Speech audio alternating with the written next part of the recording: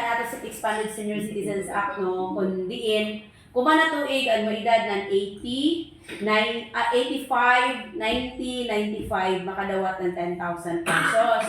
Oo. And then ako na lamang taghangyo sa ila ako during People's Day nagadaya ako diyon ng form. Pero diyan mo gud kasi ila i-register online, no? So nato na lamang message no kay diyan na nahitabo sa ato isa ka barangay diri sa syudad na nagpabayad para sa maka-access online in town and senior citizens. Ayaw in town, Ginoo ko maluoy ka mo.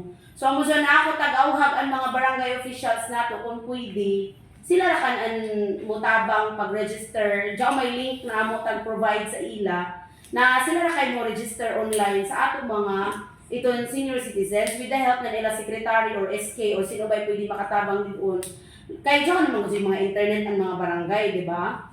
Kaya ang iba nating advantage mang good at isa ka barangay gusto 300 ra magud ang bayad with print kunuhay ng ID o yaman mag-adjust ng ID and NCSC.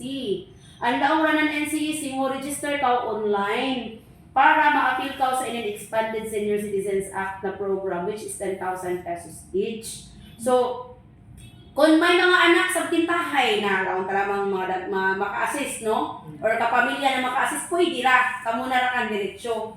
Pero sa waya kasi din taon, we encourage barangay officials to set schedule, no? Para sa atong mga senior citizens, kay para dito ra kan sila mag-online, kay kung saan iban makagastuan, iban i-take advantage pa sila. So again, it is for, kung manatuig ho, so example, kung nag-82 ka, dili na ka ka-receive ng 10,000, dito na sa pag-85 nimo. So klaruhan nato dyan kung mo 80 ka this year, mo 85 ka this year, mo 90 ka, and mo 95 this year, amo dyan may dito 10,000.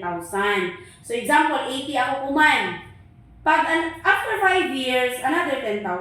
After 5 years, another 10, until pag ma 100 na ako, 100,000. So amo dyan ang ato sa Expanded Senior Citizens Act na bangko. So pwede na sad ka, Jod, mukha to sa opisina, kay tabangan na kanamo pa, register online. Kung kintahay wayay maka-assist na kapamilya, kung wayay ihatag ni barangay na itong schedule para sa ila, pwede ra ka mukha to sa office. I-accommodate na mo, kay basing sabing taon, kadako ra ba sa 10,000. Tapos kung dili maka-avail, kasayang sad, no? And then, atong permit announce ni Mayor og ni Vice, diyan na may ato ordinansa dun sa 90 years old for Surigao City ra iniho kay base hatsok to na ko tagalayang munisipyo.